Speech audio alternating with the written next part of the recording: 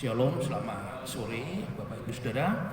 Mari kita sama-sama buka dalam Amsal pasal yang ke-23 ayat yang ke-17b dan ayat yang ke-18. Berbunyi demikian, tetapi takutlah akan Tuhan senantiasa, karena masa depan sungguh ada dan harapanmu tidak akan hilang. Saudara yang dikasihi oleh Tuhan Yesus Kristus, di dalam kehidupan kita selama kita masih hidup, tidak ada waktunya istilahnya kita berhenti dari berbuat sesuatu atau melakukan sesuatu, tetapi kita terus berjuang. Ya, yang belum kita raih kita berjuang untuk kita dapat, yang sudah dapat kita berjuang untuk dipertahankan. Jadi selama kita masih hidup selalu kita berjuang, selalu kita berusaha. Ada banyak di dalam kehidupan ini di mana sebagian orang dia berjuang, kalau boleh saya katakan, untuk sesuatu yang sia-sia. Ya, mereka berjuang seperti menabur angin sehingga dia tidak mendapatkan apa-apa. Nah, dalam kehidupan kita sebagai orang yang percaya kepada Tuhan Yesus, seperti yang dikatakan oleh Amsal, bahwa di dalam harapan kita, masa depan kita tidak akan hilang selama kita memiliki yang namanya takut akan Tuhan secara terus-menerus atau takut akan Tuhan senantiasa. Saudara-saudara, dalam kehidupan seseorang dia hanya punya 3 masa dalam hidupnya. Masa yang sudah lalu, hari kemarin, masa sekarang, dan masa yang akan datang. Masa yang sudah berlalu adalah masa yang sudah tidak perlu kita pikirkan lagi, karena masa itu tidak pernah bisa kita ulang lagi. Biarlah yang lalu berlalu. Sementara hari ini, masa sekarang ini adalah sebuah kesempatan yang harus kita perjuangkan untuk kita meraih masa depan yang lebih baik daripada hari ini. Ya, jadi masa depan kita itu ditentukan dengan apa yang kita lakukan hari ini. Kalau yang kita lakukan hari ini adalah sesuatu yang sifatnya menabur angin, maka masa depan kita adalah masa depan yang sia-sia. Bapak Ibu yang dikasihi oleh Tuhan, kita belajar dari pengalaman Yusuf. Kita tahu keberadaan dari Yusuf yang berada dengan keluarganya Yakub di tanah Kanaan, sampai suatu waktu dia dibuang di sumur oleh saudara-saudaranya, lalu dijual ke Mesir.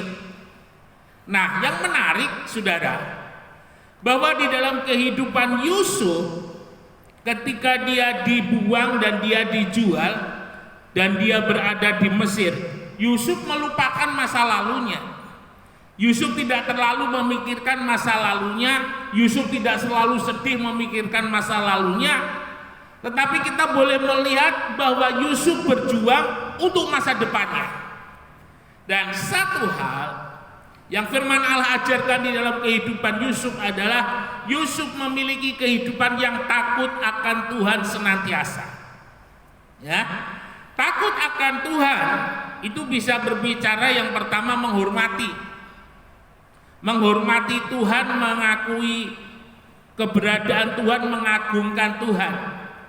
Saya teringat ketika tahun 89-90 di pedalaman Kalimantan, ada banyak tempat di sana dibuat sebuah patung, lalu kemudian di sana diberi sesaji. Ya, secara kasat mata, kalau saya boleh melihat itu sesuatu yang tidak begitu penting. Tapi bagi orang-orang pedalaman pada waktu itu yang saya lihat, bahwa mereka sangat menghormati tempat itu, mereka sangat memuja tempat itu. Karena bagi mereka meyakini bahwa di tempat itu katanya ada roh nenek moyang mereka yang bisa melindungi mereka, yang bisa memberkati mereka, sehingga rasa hormat mereka tunjukkan ketika berada di tempat itu. Sebagai orang yang percaya kepada Tuhan Yesus, maka kita pun juga memiliki rasa hormat kepada Tuhan. Salah satunya kita tidak mengucapkan nama Tuhan dengan sembarangan. Ya, kita menghormati firman Tuhan, kita menghormati ketika kita memuji Tuhan, kita menghormati ketika kita berdoa. Karena ketika hal-hal itu kita lakukan, kita mengakui bahwa Tuhan ada. Lalu kemudian yang kedua, yang harus kita sadari adalah ketika kita takut akan Tuhan itu ada dalam hidup ini, mengakui keberadaan Tuhan berada dimanapun saja, mengakui keberadaan Tuhan di segala tempat, mengakui keberadaan Tuhan di segala situasi. Ya, ketika kita memiliki takut akan Tuhan dan Tuhan ada di segala tempat, ketika orang percaya itu hendak melakukan dosa, hendak berbuat dosa, maka dia sadar. Meskipun suami tidak tahu, meskipun istri tidak tahu, meskipun orang tua tidak tahu, meskipun seseorang pun tidak ada yang tahu, tetapi ada mata Tuhan yang melihat.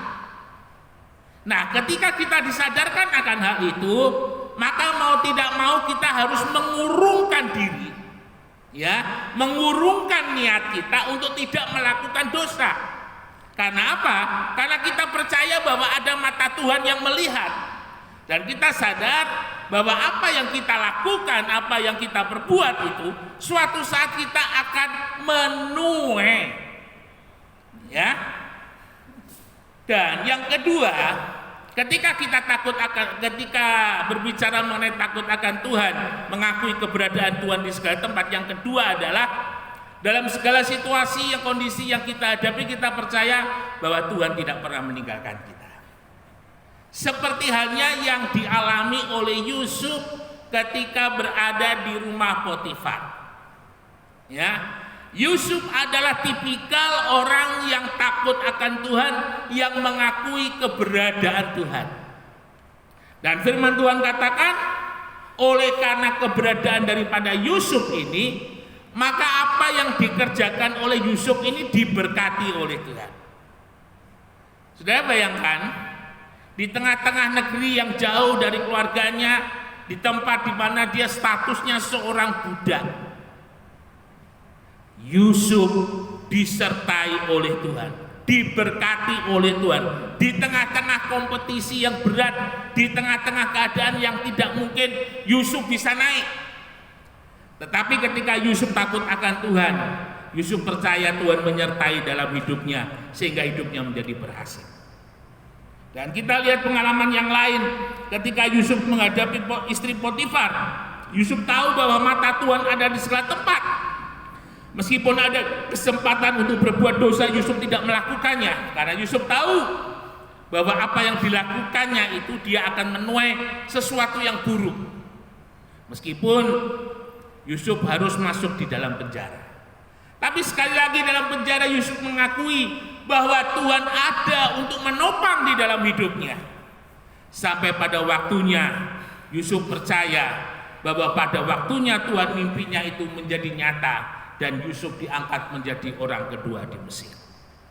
Saudara-saudara yang dikasihi oleh Tuhan, hari-hari ini kalau boleh saya bilang, di masa pandemi sepanjang 2020 ini, melihat 2021 itu seakan-akan kita bisa berjalan atau tidak, kita mampu atau tidak. Tapi ingat baik-baik, ketika kita mengakui Tuhan ada di segala tempat, maka kita percaya kita tidak pernah berjalan sendiri. Tangan Tuhan akan selalu menopang di dalam kehidupan kita. Tangan Tuhan akan selalu menggendong di dalam kehidupan kita. Ingat puisi jejak-jejak kaki, ya. Ketika aku berjalan di pantai, aku menoleh ke belakang dan aku hanya melihat sepasang kaki. Kemudian aku bertanya kepada Tuhan, Tuhan, di manakah Engkau? Karena ketika aku melihat hanya ada sepasang kaki. Dalam puisi itu dikatakan, dan Tuhan berkata, anakku, aku menggendong kamu. Ketika melewati lembah, aku menggendong kamu. Ketika melewati gunung, aku menggendong kamu. ketika melewati semak duri aku menggendong kamu. Artinya bahwa di setiap keadaan yang sulit Tuhan tidak pernah membiarkan kita sendiri. Tuhan selalu ada di dalam kehidupan kita dan Tuhan menjamin bahwa kita mampu melaluinya. Yang sakit Tuhan yang tanggung, ya, yang mengalami perih Tuhan yang nanggung, yang mengalami kesesakan Tuhan yang nanggung, segala sesuatu yang tidak baik Tuhan yang nanggung, dan Tuhan menggendong di dalam kehidupan kita. 2020 akan kita masuki, miliki takut akan Tuhan senantiasa dalam hidup ini. Ketika takut akan Tuhan itu ada di dalam kehidupan kita, iya dan amin. Pengharapan itu sungguh ada, masa depan itu sungguh ada di dalam kehidupan kita. Terus berjalan, tidak dengan kekuatan sendiri, tapi teruslah berjalan bersama-sama dengan Tuhan. Kemenangan akan menjadi milik kita. Immanuel, Tuhan Yesus memberkati.